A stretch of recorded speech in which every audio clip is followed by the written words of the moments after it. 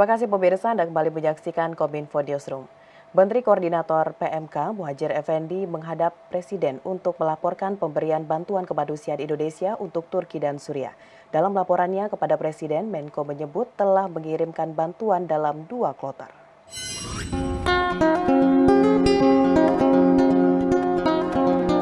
Menteri Koordinator Bidang Pembangunan Manusia dan Kebudayaan Muhadjir Effendi menghadap Presiden Republik Indonesia Joko Widodo untuk melaporkan pemberian bantuan kepada korban gempa Turki dan Suriah di Istana Kepresidenan Jakarta. Dalam laporannya, Muhadjir menyampaikan bantuan tenaga kesehatan yang telah dikirimkan Indonesia mulai 11 Februari yakni kloter pertama dengan sebanyak 62 orang tenaga medis dan kloter kedua juga diberangkatkan pada 13 Februari sebanyak 181 personel. Untuk kloter pertama itu kita kirim sebanyak 62 personel dengan berikut perangkat-perangkat peralatan pendukungnya.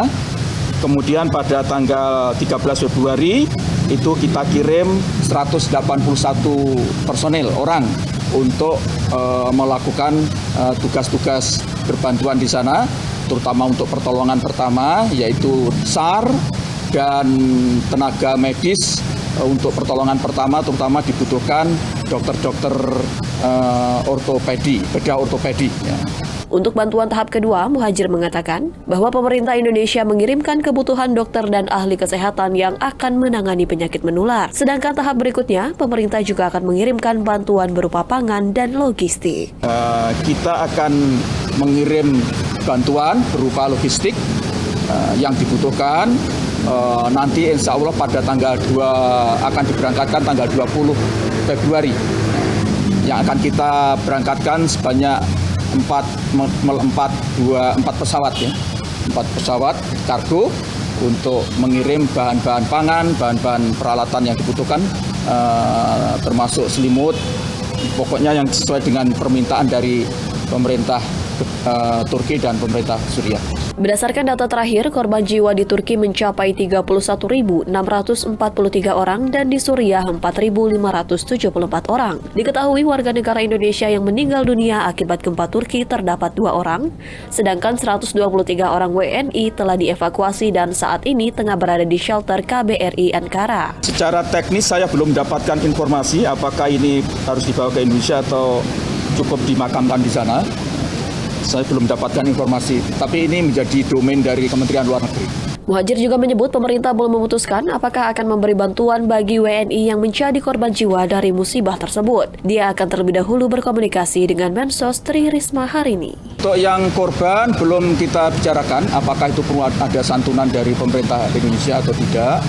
Nanti akan saya bicarakan dengan Kementerian Teknis itu di bawah tanggung jawab dari Kementerian Sosial. Nanti saya akan konsultasi dengan saya sampaikan kepada Bu Risma. Informasi lainnya pemirsa, tim Indonesia Search and Rescue atau INDASAR berhasil mengevakuasi 5 korban tewas dalam gempa Turki. Proses evakuasi dilakukan INDASAR dengan bekerja sama oleh berbagai pihak setempat.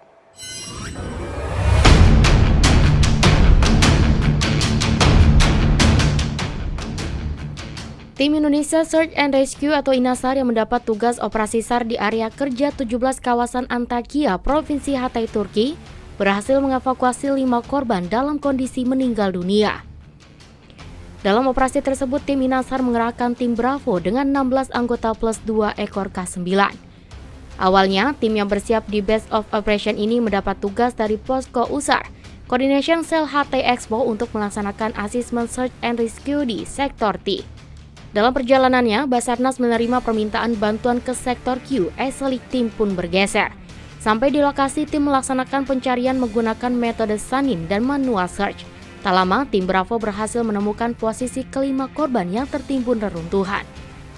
Selanjutnya, alat berat eskavator dikerahkan untuk membongkar material bangunan sehingga kelima korban berhasil dievakuasi, di mana kelima korban selanjutnya diserahkan ke pihak keluarga.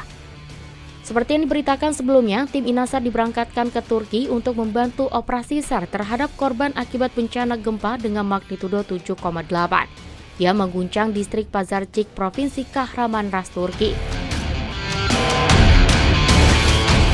Informasi lainnya pemirsa, jelang pemungutan suara serentak tahun depan, KPU menggelar kirap pemilu serentak di 7 kota. KPU membutuhkan dukungan berbagai pihak guna mengedukasi masyarakat untuk menjadi pemilih cerdas dalam menjalankan Pesta Demokrasi 2024. 1 tahun jelang pemungutan suara pemilu serentak tahun 2024, Komisi Pemilihan Umum menggelar kirap pemilu serentak di 7 kota titik peluncuran, diikuti dengan 38 provinsi dan 514 kabupaten kota di Indonesia pada 14 Februari 2023 lalu. 7 daerah yang menjadi titik awal kirap pemilu tersebut meliputi Aceh, Kota Batam, Kepulauan Riau, Pontianak, Kalimantan Barat, Tanjung Selor, Kalimantan Utara, Morotai, Maluku Utara, Kupang, Nusa Tenggara Timur, dan Jayapura, Papua. Ketua Komisi Pemilihan Umum Republik Indonesia Hasyim Asyari dalam sambutannya menegaskan bahwa melalui kirap pemilu ini diharapkan mampu meningkatkan edukasi untuk membentuk para pemilih cerdas serta dapat menjalankan Pesta Demokrasi 2024 mendatang dengan baik. Hasyim juga meminta kepada seluruh pihak agar menciptakan pemilu yang damai, aman, demokratis, dan berintegrasi untuk membentuk pemerintah yang baik bagi bangsa dan negara Indonesia.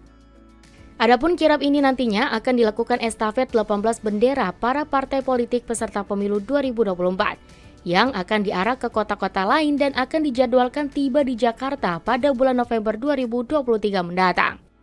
Partai politik di tingkat pusat, provinsi, kabupaten kota sebagai peserta pemilu, kemudian penyelenggara pemilu, pemilih, semuanya saja bahwa kita tidak bisa, KPU menyadari tidak bisa mengerjakan pemilu, menyelenggarakan pemilu secara sendirian. Kami mohon bantuan, mohon dukungan, mohon kerjasama supaya kemudian penyelenggaraan pemilu ini berjalan secara demokratis, damai, aman, dan berintegritas. Kita beralih ke informasi lainnya pemirsa. Presiden Joko Widodo instruksikan 4 agenda guna mengatasi masalah perubahan iklim yang semakin masif. Instruksi ini disampaikan Kepala Negara dalam Kick-Off Forum Air Sedunia. Dukungan finansial dan inovasi teknologi diperlukan untuk mengatasi permasalahan iklim. Di tengah laju perubahan penduduk dan perubahan iklim global saat ini, Presiden Joko Widodo menegaskan 4 agenda prioritas untuk penyelamatan bumi dari perubahan iklim. Hal tersebut disampaikan Presiden Joko Widodo dalam sambutannya secara daring, yakni pada acara The Kick-Off Meeting of the 10 World Water Forum yang dilaksanakan di Jakarta Convention Center.